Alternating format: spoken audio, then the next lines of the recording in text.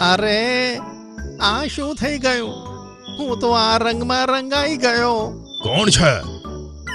તેના કાનમાં માણસનો અવાજ આવ્યો તો તે જલ્દીથી ઊભો થયો અને ત્યાંથી ઝડપથી ભાગ્યો.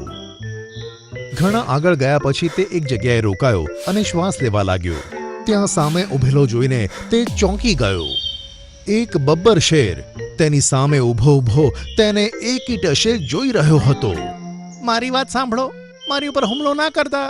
મને માફ કરી દો. મને મારતા નહીં. મેં તમને ઓળખી લીધા છે, રંપુજી. રંપુ તો એ જાનવર છે જેની આખા જંગલમાં ચર્ચા છે. એક એવું જાનવર જે ઘણા બધા સિંહોને એક સાથે મારતું હતું. પણ આ મને રંપુ કેમ સમજે છે? એમ વિચારીને તેણે પોતાના પર ધ્યાન આપ્યું. ઓ, હું આખો લીલા રંગથી રંગાયેલો છું, તેટલે તે મને રંપુ સમજે છે. હવે આવશે મજા.